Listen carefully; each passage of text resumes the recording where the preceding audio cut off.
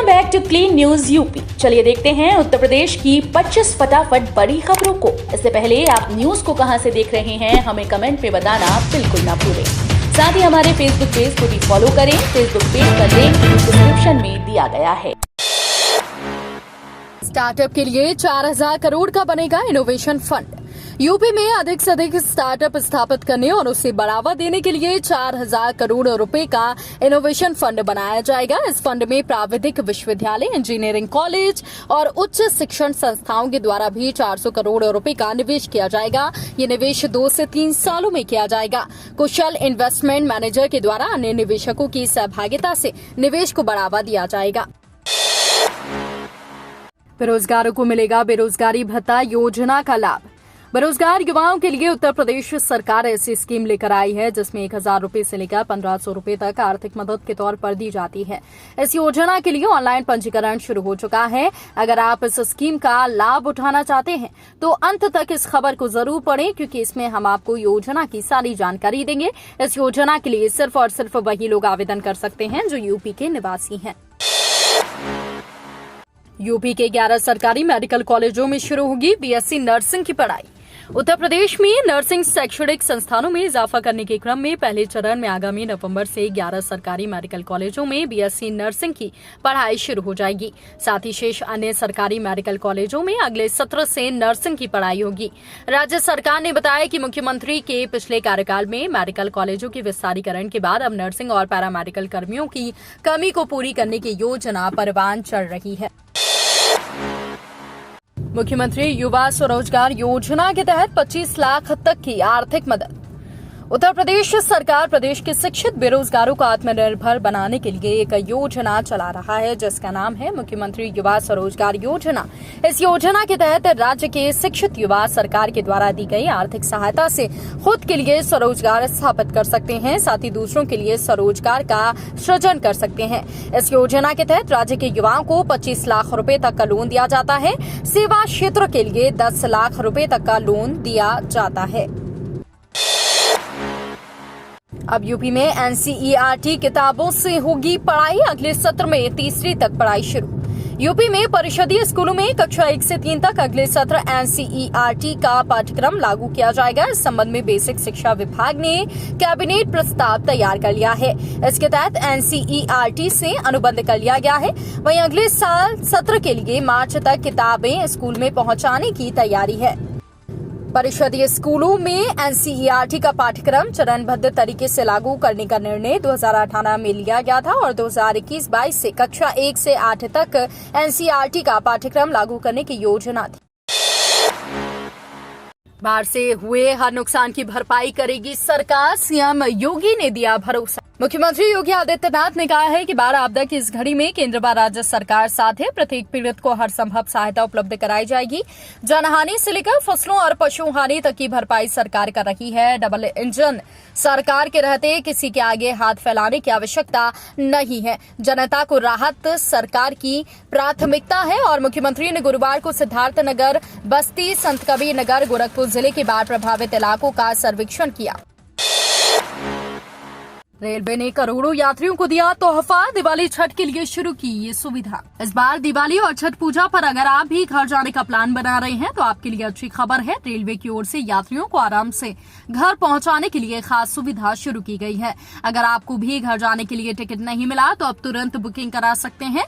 Railway की ओर से ऐलान किया गया है कि इस साल छठ पूजा पर 169 स्पेशल ट्रेन चलाई जाएगी जिसमें यात्रियों को आसानी से टिकट मिल सकता है। किसानों को आधी कीमत पर मिलेंगे ड्रोन, अभी करें आवेदन। कृषि यंत्र अनुदान योजना के तहत किसानों को ट्रैक्टर की तरह ड्रोन पर भी सब्सिडी प्रदान की जाएगी। योजना के तहत किसानों को ड्रोन की लागत का 50% तक सब्सिडी का लाभ प्रदान किया जाएगा। ड्रोन खरीदने पर किसानों को अधिकतम 5 लाख रुपए तक सब्सिडी का लाभ दिया जाएगा। इसके अलावा कृषि विश्वविद्यालय को प्रदर्शन के लिए 100% तक सब्सिडी का लाभ दिया जाएगा। वहीं किसान संगठन, उत्पादक संगठनों को 75% सब्सिडी का लाभ प्रदान किया जाएगा। यूपी में खिलाड़ियों के लिए आरक्षित समूह गा के पदों पर होगी सीधी भर्ती। खेल एवं खेल संस्कृति को बढ़ावा देने के लिए उत्तर प्रदेश की योगी आदित्यनाथ सरकार विभिन्न सरकारी विभागों में उत्कृष्ट खिलाड़ियों के लिए आरक्षित समूह गा के पदों को सीधी भर्ती द्वारा करेगी और विभिन्न विभागों में खिलाड़ियों के लिए 2% पद आरक्षित किए गए हैं। उत्कृष्ट खिलाड़ियों के लिए आरक्षित समूह गा के पदों पर भर्ती के लिए गुरुवार को आदेश जारी किया गया है।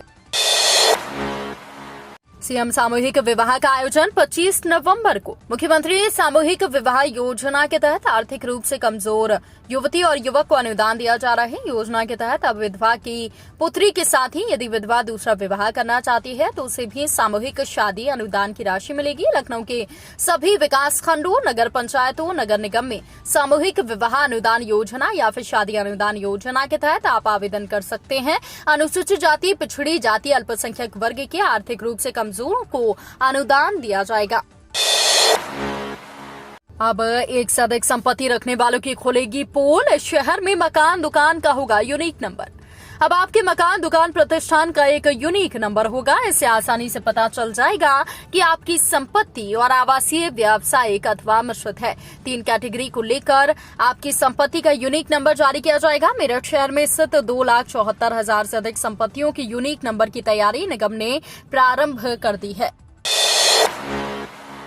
आईआईटी कानपुर में ग्रेजुएट युवाओं के लिए जूनियर असिस्टेंट के पदों पर भर्ती। आईआईटी कानपुर में जूनियर असिस्टेंट के 119 पदों पर भर्ती निकाली गई है। इन पदों के लिए 9 नवंबर तक आईआईटी कानपुर की आधिकारिक वेबसाइट पर जाकर आवेदन कर सकते हैं। रिक्त पदों में 51 पद अनारक्षित हैं, 15 पद SC, ST और 24 OBC व 11 EWS, 6 दिव्यांग वर्ग के लिए आरक्षित किए गए हैं। चयनित उम्मीदवारों को 21,700 रुपए से लेकर 59,100 रुपए लेवल 3 का वेतनमान मिलेगा। यूपी ईवी पॉलिसी को योगी कैबिनेट की मंजूरी, 10 लाख को मिलेंगे रोजगार। यूपी के योगी कैबिनेट ने गुरुवार को इलेक्ट्रिकल व्हीकल पॉलिसी को मंजूरी दे दी है। अब इलेक्ट्रिक वाहनों की खरीद पर सरकार भारी सब्सिडी देगी। सरकार ने इसके लिए प्रदेश में 30,000 करोड़ रुपए का निवेश का लक्ष्य रखा है। इससे पहले प्रदेश में करीब 10 लाख लोगों को रोजगार मिल सकेगा। मुख्यमंत्री की बैठक में इलेक्ट्रिक वाहन विनिर्माण और गतिशीलता नीति 2022 को मंजूरी दे दी गई है। घाघरा नदी ने तोड़ा 24 साल का रिकॉर्ड। गंगा में बाढ़ से अंत्येष्टि स्थल डूबा। पश्चिम यूपी और पहाड़ों पर हुई भारी बारिश का असर पूर्वी यूपी की नदियों में दिखाई दे रहा है। सरयू, राप्ती और घाघरा अक्टूबर के महीने में खतरे के निशान से ऊपर बह रही हैं। हजारों लोग शिविरों में शरण लिए हुए हैं। गंगा और यमुना से भी बढ़ाव से खलबली है। काशी में गंगा नदी से बढ़ाव से हरिश्चंद्र घाटों पर अंत्येष्टि स्थल डूब गया है। एक बार फिर घाटों का संपर्क पूरी तरह से टूटने की आशंका होने लगी है। देव दीपावली की तैयारियों पर भी असर पड़ने की आशंका जताई जा रही है।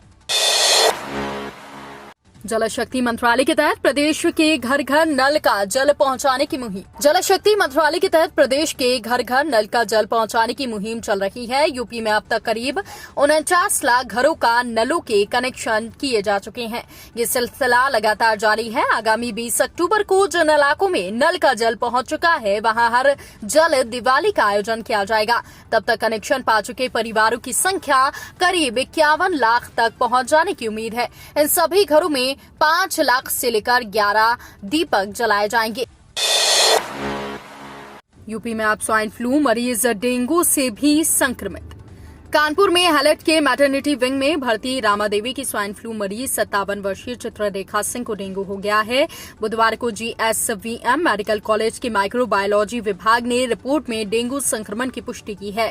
शहर में पहली बार किसी मरीज में स्वाइन फ्लू के साथ डेंगू संक्रमण मिला है। ये रेयर ऑफ रेयरेस्ट की श्रेणी में केस दर्ज किया गया है। पूरे यूपी में होगी मुलायम सिंह यादव के लिए श्रद्धांजलि सभा, सपा करेगी आयोजित। समाजवादी पार्टी प्रदेश भर में मुलायम सिंह यादव की श्रद्धांजलि सभा आयोजित करेगी। सपा की तरफ से प्रदेश भर के पदाधिकारियों को इसके लिए निर्देश भी जारी कर दिए गए हैं। 21 अक्टूबर को प्रदेश भर में श्रद्धांजलि सभा आयोजित करने के निर्देश दिए गए हैं। सपा संरक्षक मुलायम सिंह यादव को अर्पित श्रद्धांजलि सभा का आयोजन किया जाएगा। दफ्तर में संदिग्ध सूटकेस ले गए तो अलार्म कर देगा अलर्ट। अब किसी भी सरकारी या कमर्शियल दफ्तर में संदिग्ध सूटकेस ले गए और खाली हाथ वापस लौटे तो अलार्म बजेगा। स्मार्ट सिटी के सिटी कमांड सेंटर में 15 सेकंड के भीतर मैसेज पहुंच जाएगा कि अलर्ट हो जाए, फौरन चेकिंग शुरू करें। इसके लिए स्मार्ट सिटी के सर्वेलांस कैमरों को आर्टिफिशियल इंटेलिजेंस से सुसज्जित कर दिया गया है। बीएसएनएल को लेकर सरकार का बड़ा ऐलान। इस दिन मर्ज होने जा रही कंपनी पीएम मोदी ने दी मंजूर। बीएसएनएल के मर्ज पर बड़ा अपडेट आया है। प्रधानमंत्री नरेंद्र मोदी ने बीएसएनएल के मर्जर को मंजूरी दे दी है। Cabinet committee on economic affairs को लेकर बड़ा फैसला लिया गया है। दरअसल पीएम मोदी की अध्यक्षता वाली कैबिनेट की बैठक में ये फैसले हुए। कैबिनेट ने भारत संचार निगम लिमिटेड के रिवाइवल के लिए 1.64 लाख करोड़ के रिवाइवल पैकेज को मंजूरी दी, यानी कि अब बीएसएनएल का जल्द ही विलय हो जाएगा। वित्त मंत्री ने किसानों की आमदनी बढ़ाने के लिए किया बड़ा ऐलान। वित्त मंत्री निर्मला सीतारमण ने सरकारी बैंकों से अपील की है कि वो ग्रामीणों की आमदनी बढ़ाने के लिए किसान क्रेडिट कार्ड होल्डर्स को आसानी से कर्ज दें। वित्त मंत्री ने हाल ही में पब्लिक सेक्टर के बैंकों के मुख्य कार्यपालक अधिकारियों के साथ इस विषय पर लंबी बातचीत की थी। इस दौरान उन्होंने रीजनल बैंकों से ग्रामीणों की मदद के लिए बैंक की तकनीक को उन्नत बनाने का सुझाव दिया था। बैठक के बाद मत्स्य पालन, पशुपालन और डेयरी मंत्री पुरुषोत्तम रूपाला ने बैठक की विस्तृत जानकारी दी। सोने में बढ़ोतरी और चांदी में गिरावट। भारतीय सराफा बाजार ने कल सोना और चांदी के रेट से जारी कर दिए हैं। कानपुर, आगरा और गोरखपुर 3 जिलों में सोने में बढ़ोतरी और चांदी में गिरावट देखी गई है। कानपुर में सोने की कीमतों में बढ़ोतरी और चांदी में गिरावट देखी गई। गुरुवार को सोना 52,000 प्रति 10 ग्राम और चांदी 58,850 प्रति किलो रही। सर्दी की आहट के बीच यूपी से विदा हो रहा मानसून। यूपी से मानसून अब विदा होने जा रहा है। मौजूदा समय बदली बारिश का अंतिम दौर चल रहा है। इसके बाद मानसून की विदाई मान ली जाएगी। धीरे धीरे शुष्क पछुआ हवाएं प्रभाव बढ़ा रही हैं। नतीजतन जिन जिलों में बादल छट चुके हैं वहां तापमान में गिरावट शुरू हो जाएगी। अक्टूबर माह में हुई बारिश से धरती की सतह ठंडी हो गई है। ऐसे में उच्च हिमालयी क्षेत्रों से होकर आ रही पछुआ हवाएं आने वाले समय में तापमान में गिरावट लाएंगी। डीयू का एकेडमिक कैलेंडर जारी, जाने कब से शुरू होंगी कक्षाएं। दिल्ली विश्वविद्यालय ने शैक्षणिक कैलेंडर जारी किया है। इसके तहत सेमेस्टर की शुरुआत 2 नवंबर से होगी। पहले और दूसरे सेमेस्टर के बीच सिर्फ 4 दिन की छुट्टी होगी। पहला सेमेस्टर नवंबर 2022 में शुरू होगा और मार्च 2023 में खत्म होगा। दूसरा सेमेस्टर मार्च से जुलाई तक होगा। स्नातक पाठ्यक्रमों के लिए प्रवेश प्रक्रिया के तीसरे दौर के शुरू होने से पहले पहला सेमेस्टर शुरू हो जाएगा। यूपी में दीपावली से 3 दिन पहले 51 लाख घरों में जल दिवाली पर जलेगा 3 करोड़ दिया। उत्तर प्रदेश के 51 लाख घर दीपावली से 3 दिन पहले दियों से जगमग होंगे। इन घरों में 2.5 से 3 करोड़ दिए जलाए जाएंगे। इस आयोजन को नाम दिया गया है हर घर जल दिवाली। इससे वो परिवार मनाएंगे जिनके घर नल से जल पहुंच चुका है। जनप्रतिनिधि और अधिकारी गांव गांव जाएंगे। पंचायत भवन पर कार्यक्रम होंगे। लोगों को जल की महत्ता बताई जाएगी। ग्राम प्रधानों को भी सम्मानित किया जाएगा। एनटीपीसी में निकली 864 पदों पर भर्ती। नेशनल थर्मल पावर कॉर्पोरेशन आपके लिए सुनहरा मौका लेकर आया है। हाल ही में एनटीपीसी ने इंजीनियरिंग के पद पर इंजीनियरिंग एग्जीक्यूटिव ट्रेनी पद के लिए भर्ती नोटिफिकेशन जारी किए हैं। अधिसूचना के मुताबिक गेट 2022 के स्कोर पर उम्मीदवारों की भर्ती की जाएगी। कुल वैकेंसी की संख्या 864 है। मैकेनिकल, इलेक्ट्रॉनिक्स, इंस्ट्रूमेंटेशन और सिविल माइनिंग इलेक्ट्रिक क्षेत्र में उम्मीदवारों की नियुक्ति की जाएगी। आवेदन प्रक्रिया 28 अक्टूबर से शुरू होकर 11 नवंबर तक चलेगी। तो ये थी आज की 25 फटाफट बड़ी खबरें। अगर आपको न्यूज पसंद आई हो तो वीडियो को लाइक और शेयर जरूर करें। धन्यवाद।